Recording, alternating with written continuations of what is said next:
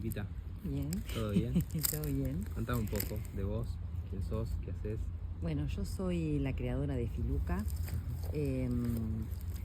Filuca en realidad nació en un viaje mío al norte. Okay. Yo, nada, fue un lugar que realmente me gustó mucho, como yo siempre digo, como que me atravesó, sobre todo Jujuy. Y nada, vi lo que ellos hacían, no sé, viste, me gustan los sombreros, me gustan las ruanas. Y veo un suéter y dije, bueno, yo había comprado demasiadas cosas y digo, ese suéter lo voy a hacer yo. Okay. Cuando no había tejido, cuando tenía 10 años, con mi mamá, el punto básico. Sí. Bueno, nada, decidí tomar clases de tejido y en ese momento compré lana ahí, que tiene una lana espectacular, compré lana y vine y empecé a tejer. Okay. Bueno, así fue como arrancó Filuca. Pero ¿qué había ahí en ellos que sentiste que te atrapó en la gente de Jujuy? Y a mí lo que me gustó, yo digo, viajo mucho, pero Jujuy es un lugar que a mí me emociona, ¿viste? Como que yo pensaba, ¿por qué me gusta tanto? Llegaba a estar emocionada horas caminando el lugar o yendo de un lugar a otro. Me pasó de ir de Tilcara a Purmamarca llorando de emoción. Claro. Viste que me había pasado en pocos lugares. Y yo decía, ¿por qué esto me pasa acá? Estaba todo el tiempo con esa sensación de emoción acá. Y después, fui más veces y demás, me di cuenta que es la gente, el lugar, es muy nuestro. Y también está todo lo que a mí me gusta hacer. Por ejemplo, ellos tejen muy bien. Bueno, cantar no canto, pero los veo cantar y son buenísimos en lo que hacen, cantan bien, bailan bien, sus artesanías son espectaculares. Creo que, ahora que te lo digo, es la pasión con la que hacen las cosas. Ellos son muy apasionados. Y yo digo, a ellos no le importa si vos pasás en una Ferrari, en una carreta, en qué vas. No registran eso, registran otras cosas. Claro, además de qué lugar también como lo enfocan, ¿no? Porque claro, más allá de todo es como que no tiene un fin más que el hecho de hacer lo que hacen. De hacer lo que hacen y de lo que les gusta y de lo que los apasiona hacer. Entonces, nada, siempre digo que es un lugar que voy a ir hasta de toda la vida. ¿Y cómo avanzó después todo, después de bueno, eso? entonces ahí yo digo que ahí despertó en mí algo que yo ya tenía, porque yo tejía cuando era, como te digo, con mi mamá. Yo la miraba tejer a mi mamá, por ejemplo. Bueno, algo que me pasaba con ella le tejía suéter a mi papá. Mi papá era alto, elegante. Entonces yo veía hacer el suéter a ella que me parecía imposible de hacerlo. Y de pronto tenía semejante modelo, claro. Ella se lo ponía y yo, que mi papá era para mí el más lindo de todos. Claro, una pared gigante. Era tremendo, porque yo decía, mirá lo que hace. Me parecía re loco verla tejer en casa y de pronto un suéter terminado, puesto en él, que era el mejor modelo que podía tener. Y yo decía, no, esto es una cosa que nunca voy a poder hacer. Claro. Y ella, que mucho no me dejaba tejer porque era todo perfección. Y igual yo, ya en ese momento, cuando ella no estaba, le robaba un poquito el tejido, que era tremendo lo que hacía, de sacarle un poquito de tejido, le daba 2 o 3 vueltas y lo dejaba. Y después decía, qué buena que soy, porque para ella, perfeccionista como era, que no se diera cuenta que yo se lo había agarrado y había dado vuelta, con los puntos básicos, por supuesto, sí, decía, era buena yo para el tejido. Ahora me doy cuenta que sí.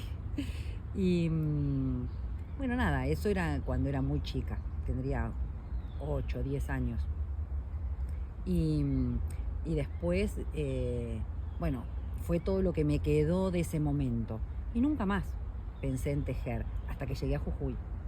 Es como que el lugar me inspiró creo como que... ¿Pero en ese lugar surgió la necesidad de hacer una marca o fue algo que se dio espontáneamente y con el tiempo fuiste como madurándolo? No, en ese lugar solo se dio las ganas de tejer, de hacer algo para mí. Yo creo que me contagié de ellos eso. No sé si me lo contagié, es como que estaba en mí, y al estar en ese lugar que para mí fue tan emocionante verlos tejer, verlos hacer cerámica, que era todo lo que a mí me gustaba, porque yo tenía 10 años y pintaba al óleo. Iba a un taller de arte a pintar con gente grande que escuchaba Radio Colonia, no sé ni qué radio escuchaba, yo tenía 10 años. Y era toda gente grande y yo pintaba ahí, hacían cerámica, era todo lo que a mí me gustaba. Pero bueno, lo viví en ese momento de chica y después nada, me fui a vivir a Buenos Aires, me casé, mis hijos, vos, Julieta, la vida, y es que como que nunca más volví a hacer nada de eso. Hasta que llegué a Jujuy, más grande, más relajada, y es como que ahí, yo ahora, varias veces los conté, pero ahora hablándolo así con vos, me doy cuenta de como que en ese momento surgió todo esto de poder hacer, por ejemplo, un suéter que en realidad ni pensé que iba a ser ni una marca, ni un proyecto, ni nada, simplemente quería tejer. Y después se fue dando de que lo que hacía a la gente le gustaba, de que me pedían, y bueno, y así fue creciendo, hasta que en realidad yo tejí el primer suéter y dije, uy, ya está. No, quiero seguir tejiendo. Me di cuenta que yo no quería un suéter, lo que quería era hacerlo. Entonces compré más lana, hice otro, y después dije, bueno, no puedo tener el placar lleno de suéter para mí. Porque me daba cuenta que cada vez que un suéter terminaba, es como que yo me quedaba con ganas de más. Y era como demasiado para mí. Entonces, bueno, nada, ahí empecé a pensar en armar y tuve que aprender igual porque obviamente no sabía nada sobre un negocio. Que uno piensa, porque ya sé tejer, puedo vender o puedo generar un negocio, y no, hay un abismo. Después fui dándome cuenta en el tiempo que pasó que tuve que tomar clases de venta, de diseño. Yo viajo mucho y me encanta la moda y siempre miro todo lo que está, actualizarlo a la moda, porque obviamente podés hacer un tejido que a nadie le guste. Entonces es como que se fue dando todo, se fue dando, también aprendí que no se va dando, que uno mira más, busca más, aprende, porque las cosas no se dan. Es una mezcla de todo. Las cosas se generan, se tal dan cual. Cuando estás en camino a las cosas que querés hacer y que tenés que hacer. Tal cual, tal cual, porque yo empecé a mirar todo, por ejemplo, tejía y mientras tanto miraba un video de cómo, no sé, de cómo generar un negocio, de cómo venderlo, del cliente, del posible cliente. Nada, tuve que aprender de todo, porque si no con eso no podía armar un negocio. ¿Y recordás qué fue lo primero que tejiste? ¿Cómo era? ¿Qué puntos tenía? Sí, ¿qué colores? Lo más básico. Hice que, a ver, el primero, que a veces lo tiene puesto Juana. Sí, fue el primero. Es un suéter de lana de llama, color crudo, jersey, que era básico, pero que siempre esos no fallan, quedan bien. Ese fue el primero que hice. Y el segundo... me había quedado como una alfombra de duro. Yo estaba fascinada con lo que había hecho, pero hoy lo veo y no me lo podía poner ni yo. Pero era también un punto básico, pero las mangas las había hecho todas de bolas, que era como un punto muy difícil para alguien que estaba aprendiendo. Y bueno, me quedó bien, quiero decir, el punto salió, pero después lo miraba y estaba tenso, ¿viste? Hasta que la práctica hace que vayas aflojando y demás, y bueno, nada, hasta que después pude tejer. Obviamente que me encontré en el camino con tejedoras que yo siempre digo, ni en 100 años voy a poder tejer como tejen ellas, porque tejen desde que tienen 10 y hoy tienen 70 años. Que también eso está muy bueno y me gusta, porque noto que la gente más así de esa edad tiene como otra forma de trabajar, otra responsabilidad también, ¿viste? Como que, nada, otra forma de vivir que me gusta mucho, y generamos vínculos muy lindos. No sé, yo tengo gente tejiendo en Madariaga que voy, tomo un mate, charlamos, me cuenta su vida, y también me gusta mucho esto porque yo hago todo lo que es el diseño de lo que vamos a tejer, y claro, actualizado. Y por ahí ellas no ven tanto la moda, porque imagínate una mujer de 75 años, 80, no ve tanto la moda. Obviamente que yo también viajando lo que más miro es eso, y de pronto ellas, yo le digo, bueno, vamos a hacer este diseño en este punto, que lo hacen perfecto, que eso sí yo no lo sé hacer, y ese equipo que se arma entre lo que ellas saben y lo que yo les puedo aportar de diseño, de moda y demás, y después verla con el tema, con todo el suéter, con el resultado final. Sí, está bueno también porque potencian como tu creatividad, ¿viste? Como los lugares a los que vos podés llegar a veces en la mente son mucho más lejanos que a los que te dan las manos Tal cual. para hacerlos y ellas y vos forman eso que genera algo distinto, algo único. Tal cual, tal cual. Porque yo veo cómo se sorprende de lo que hicieron, pero por el diseño, ¿no? Porque ellas ya saben que tejer, Claro. tejen bien, que son perfectas, que hacen cosas increíbles en lo que le pidas, pero después con el diseño súper actualizado, ella mira el suéter y dice, no puedo creer lo divino que es, porque es el equipo, las dos cosas, ¿viste? El tejerlo bien y la parte de diseño, los colores, lo que se va a usar, actualizarlo. Eso me gusta mucho hacerlo así con ellas y es bueno para mí y es bueno para ellas. Claro. Eh, ¿Y qué recordás de tus comienzos como en el tejido y las sensaciones que tenías y cómo lo vivías en ese momento? ¿Qué hacías? ¿A dónde lo llevabas? bueno, tejer, en el momento de tejer era el placer absoluto. Todo lo que fue aprender el tejido, investigar, eso es muy bueno. Después un poco como todos, cuando empecé a ver que esto podía crecer, me sentía un poco insegura de podré hacerlo, tengo mucho para aprender, porque es lo que te digo, uno cuando arranca pensás, sé tejer, tengo el tejido, lo vendo. No, había un abismo entre tener un suéter y poder tejerlo, poder llegar a la gente, entonces ahí sí te da un poco de, a veces de que vas y volvés, que vas, viste, porque decís, uy, mira, ya logré esto, y siempre está el miedo de que, uy, ahora lo que viene, Claro. y tengo que capacitarme más, y tengo que aprender más. Entonces investigaba, tomaba clases, de todo. Bueno, pero se fue dando como naturalmente porque siempre quise poder disfrutarlo. Entonces decía, bueno, si funciona, funciona, y si no funciona, funciona, sigo tejiendo, tejo para mis seres queridos, para mis amigas, para mi nieta, para mis hijos. Y si realmente, para no ponerme esa presión de que tenía que funcionar como negocio, porque siempre pensé que lo que yo quería era estar disfrutando lo que hacía. Si no lo podía disfrutar, ya no lo quería.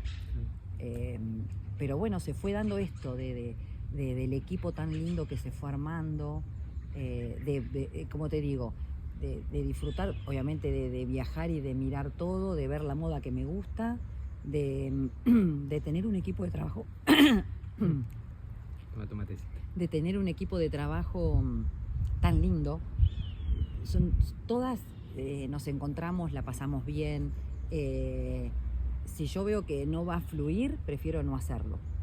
Entonces siempre busco que sea un trabajo, pero que sea lindo para mí y para ellas. De hecho, muchas veces me dicen, no sé, una tejedora me dice, ay, me resulta muy difícil esto que me diste. Bueno, listo, no se hace. ¿Qué te resulta? ¿Qué te gusta? Hasta los colores que le gustan. Claro. Yo le digo, mira, tengo todos estos colores, decime cuál te gusta, porque yo quiero que ella esté haciendo algo que la haga sentir lo que siento yo cuando lo estoy haciendo. El placer absoluto, porque por ella y por lo que va a salir. Entonces, si esto no me gusta tanto, ¿qué te gusta? Tengo pollera, tengo ruana, me gusta esto, vos haces esto. ¿A vos qué te gusta? Haz esto. ¿Qué colores te gustan?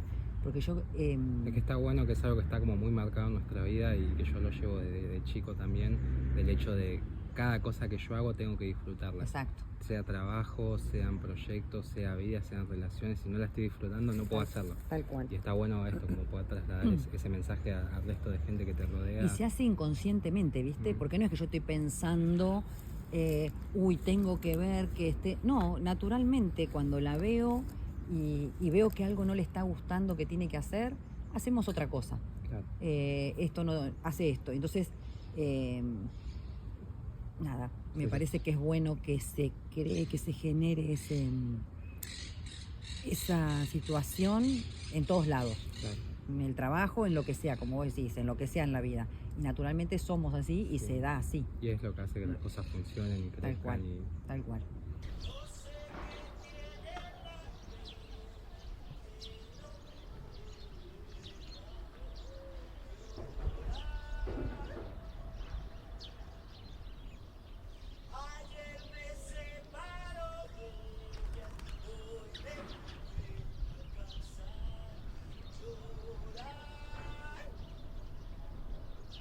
Bueno, si querés contar un poco de Filuca, ¿qué es Filuca para vos? ¿Cómo lo sentís? ¿Cómo lo llevas en tu día a día? Más al sentido como emocional, ¿no? Sí, yo sé que tiene como siempre como una carga muy emocional lo que haces con Filuca y Sí. de dónde nace y cómo lo llevas. Y nada, si querés puedes contarnos un poco de Sí, eso. porque se fue dando también con esto de que por ahí pensando en cómo vamos a hacer, no sé, una campaña, cómo vamos a hacer ese tipo de cosas, está todo muy relacionado a mi, desde como te dije, desde el nombre, por ejemplo, que tan relacionado a mi infancia, a mi madre, a mi familia, a esta tía que te conté. Contá un poco más de eso. Bueno, yo siempre digo que el nombre surgió directo, no existió otro nombre. Yo pensé, después de haber todo hecho el viaje y de cuando me di cuenta de que esto iba a ser un proyecto, que iba a ser un negocio, un trabajo, lo que vos quieras, una marca, dije, esto tiene que tener un nombre. Y automáticamente fue Filuca. No tuve que decidir entre varios nombres. Me apareció Filuca y fue re loco porque por esto de que fue la hermana de mi abuela que yo no conocí. Entonces yo digo, ¿cómo apareció en ese momento así tan claro? Porque si cuando yo después que surgió todo y que pasó y que dije, ay, Filuca, porque sí, cuando me pongo a pensarlo, yo directamente no la conocí. Porque imagínate que mi papá me tuvo a mí cuando él era grande. O sea, mi abuela era muy grande y la hermana era más grande que ella. Claro. O Pero sea, ni vos- por foto la conocí. ¿Vos qué sabías de ella? ¿Qué emociones generaba en vos? Y lo que pasa es que esto de que yo hacía cosas por ahí que, no sé, yo lo que te conté que pintaba, jugaba como no tenía cosas, no sé, agarraba una sábana y me hacía un vestido y me disfrazaba con un vestido.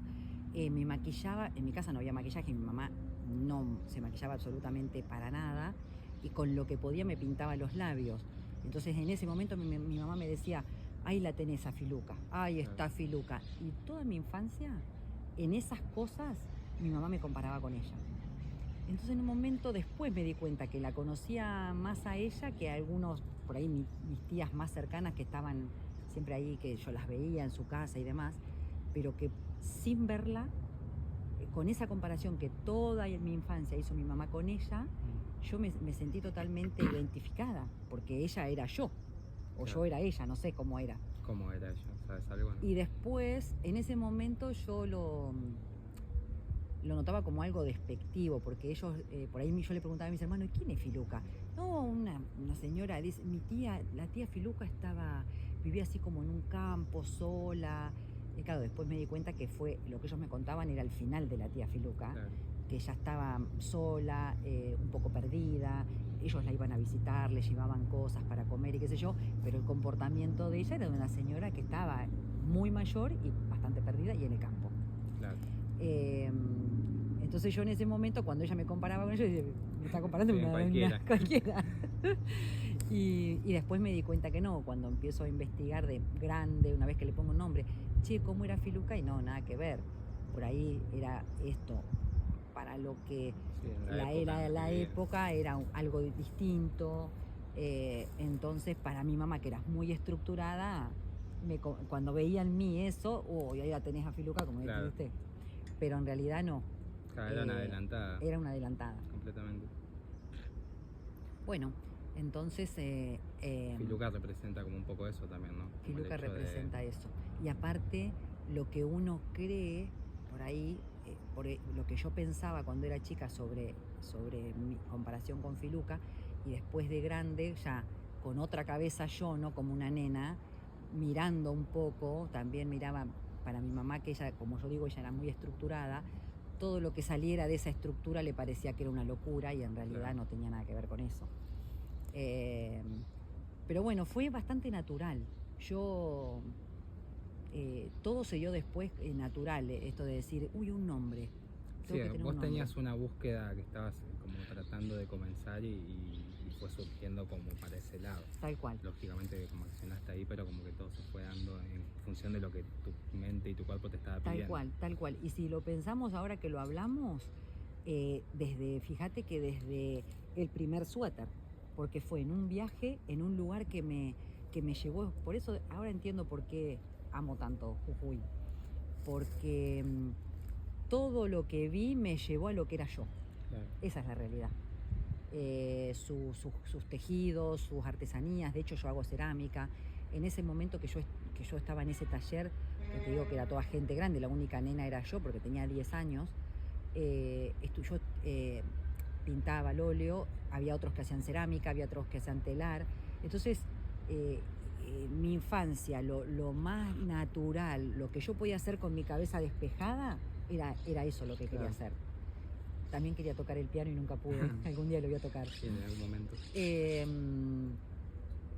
Y cuando me encuentro de más grande en un lugar con todo eso, por eso mis emociones, que me estoy dando cuenta ahora, hablando con vos, por eso mis emociones, todo el tiempo yo decía, ¿cómo puede ser que tengo esta emoción acá? Que de hecho me ha pasado en otros lugares del mundo, en algunos museos, frente a una pintura, o también siempre relacionado a esto, Sí. o a la pintura, o al arte y demás. Sí, a la expresión en general. Sí. Pero Jujuy fue como todo junto. Claro. La gente, fui a una peña en un lugar y los veía bailar y decía, no bailan, parecía que estaban flotando en el aire. Muy buenos bailando, muy buenos cantando, todo era muy excelente. Claro. Pero bueno, ahí se ve la pasión también. Y bueno, eso fue lo que despertó todo esto, evidentemente. Y también tiene ahora, eso de que por ahí uno cuando viaja por el mundo y más ve como la excelencia del mundo y te sorprendes, pero al mismo tiempo acá tienes las raíces, ¿viste? Exacto, lo más excelente exacto, de lo porque nuestro. yo de todo lo que vi, que estuve en lugares maravillosos y demás, lo que a mí me emocionó fue Jujuy.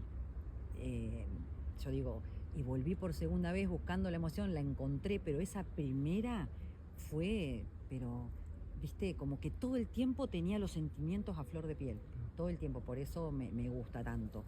Y ahora que lo pienso tengo que hacer un viajecito a Jujuy, porque sí, es lo mismo que me pasó cuando llegué acá, viste que te dije, qué maravilla este lugar, viviendo acá, cosas que uno por ahí las tiene tan cerca y son tan uno, y el día a día, esto, el otro, se te escapa. Y a nosotros que no se nos escapa nada porque somos muy de sentir lo que estamos haciendo, pero a veces te das cuenta que hay un poquito más. Claro. Bueno, nada, así es más o menos como fue surgiendo todo. Okay. ¿Y cuál es tu relación un poco con, no sé, con la moda en general? ¿Tenés como vínculo con eso? ¿Te interesa? Porque, o sea, está muy marcado en lo que haces tu esencia y también se nota como que hay mucho del mundo exterior, ¿viste? No son solamente tejidos X, como que hay una búsqueda ahí y no hay como tampoco un estudio de moda o de diseño de indumentaria, ¿viste? Sí, tal cual. Volvemos a lo mismo, se da naturalmente, que a mí me gusta mucho. Yo creo que eso lo heredé de mi papá, porque él era un hombre que, yo siempre digo, él trabajaba en una fábrica y estaba siempre vestido con ropa de grafa, creo que se llama, que es un pantalón y una camisa. Y yo lo veía a él y era como realmente, era un actor de cine con esa ropa. Y todos los días se ponía lo mismo y lo veías venir y era como que eso despertaba, ¿viste? Decir, y no era porque era mi papá y como todas las nenas enamoradas de su papá.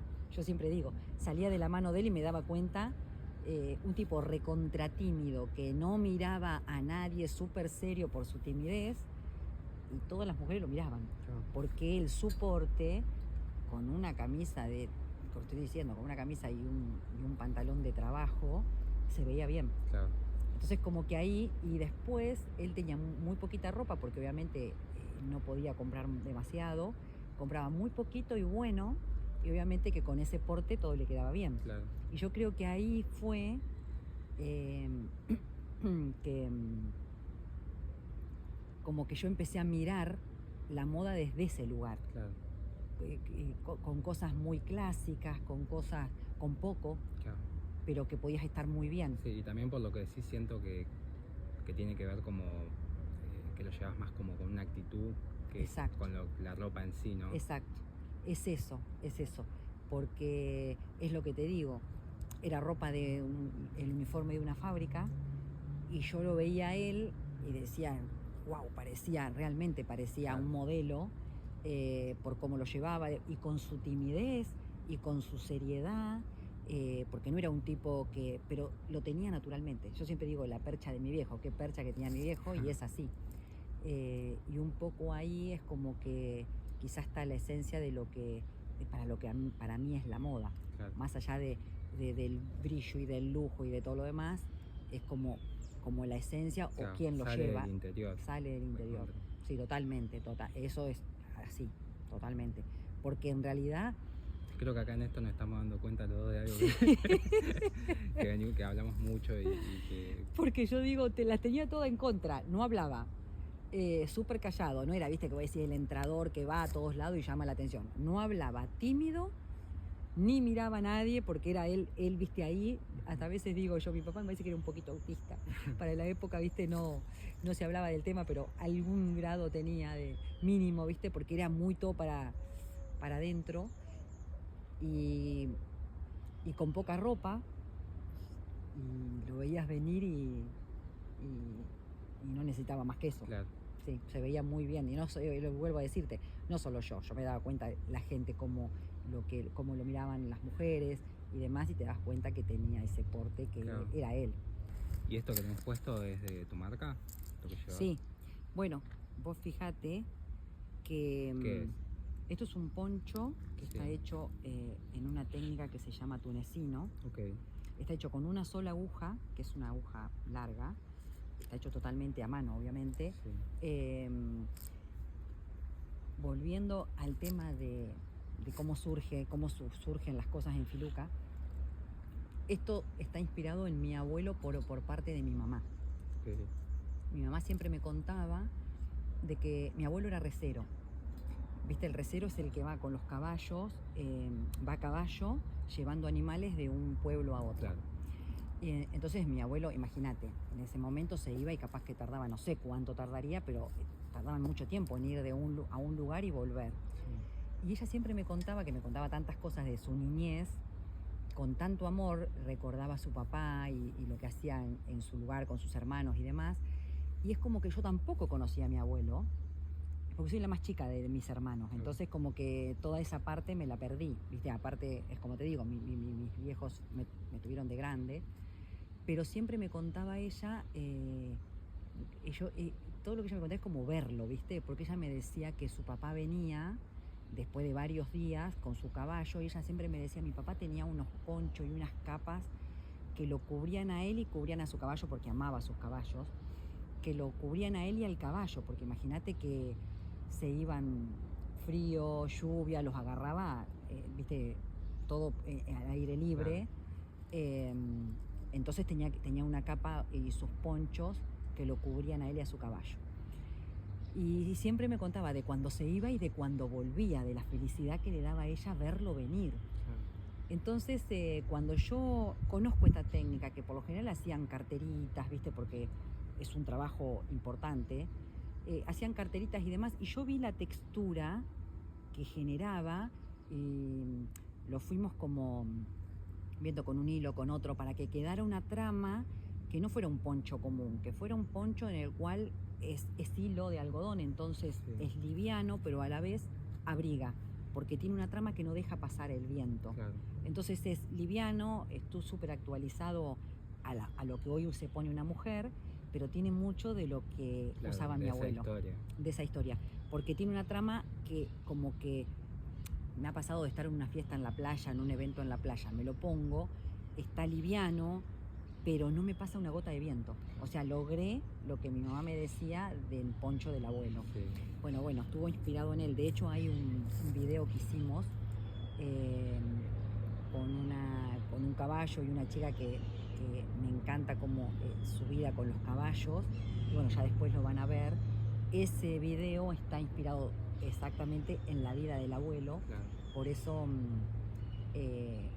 lo que yo quería era que el caballo con la chica y el poncho pasó por, no sé, por el bosque, por el agua, en el mar, y por los médanos, que era un poco representar los pueblos que pasaba mi abuelo con sus caballos, su poncho y todo lo demás. También como la relación que se debe generar entre él y el caballo en esos viajes tan extensos. Exacto, porque de hecho ahora me reencontré, que hacía muchos años que no veía a un tío que es el hermano de mi mamá, y fue tan emocionante todo lo que me contó, porque todo lo que me contaba mi mamá, yo hacía, no sé, muchos años que no veía por temas así, más de familia, a mi tío, y lo fui a visitar, y, y yo contándole a él lo que yo sabía de toda su infancia, y él se quedó tan emocionado, y yo tan emocionada de escucharlo a él, porque él pensó que yo soy la más chica de mis hermanos, como que estaba muy lejana Claro, a a todo su eso, historia.